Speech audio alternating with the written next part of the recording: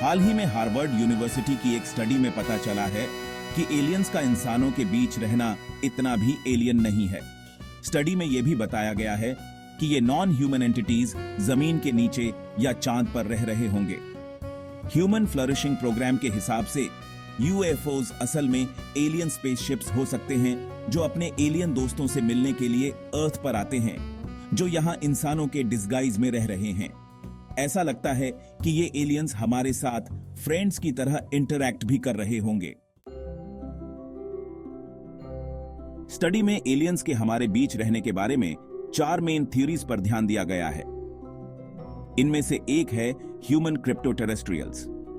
इस थ्योरी का कहना है कि बहुत ही एडवांस्ड एंशिएंट ह्यूमन सिविलाइजेशंस अभी भी एग्जिस्ट करती होंगी और फ्लड्स जैसी कैटास्ट्रोफिक इवेंट्स में भी बच गई होंगी।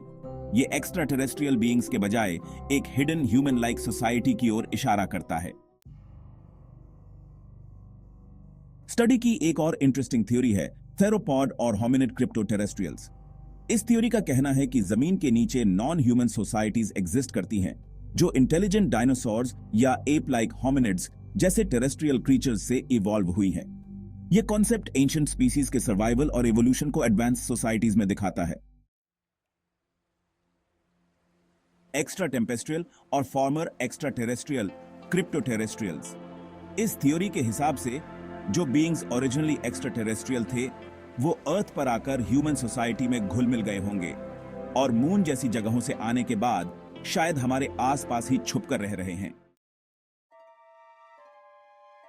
Magical crypto terrestrials. इस थ्योरी का कहना है कि फेरीज या एल्व्स जैसे फोल्कलोर क्रीचर्स जैसे बीइंग्स एग्जिस्ट करते हैं जो ह्यूमंस के साथ नॉन टेक्नोलॉजिकल और शायद मैजिकल रिलेशनशिप रखते हैं।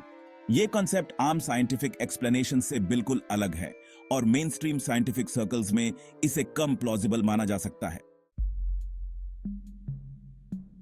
यह ध्यान रखना जरूरी है कि ये थ्योरीज भले ही सुनने में कितनी भी इंटरेस्टिंग क्यों न लगे, लेकिन इनके पास एम्पिरिकल एविडेंस की कमी है और ये स्पेक्युलेटिव हैं।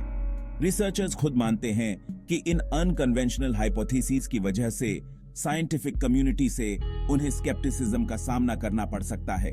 स्टडी में एपिस्टेमिक ह्यूमिलिटी और ओपननेस की बात कही गई है जो उन आइडियाज को एक्सप्लोर करने की इच्छा दिखाती है जो साइंटिफिक मेन स्ट्रीम से अलग हैं।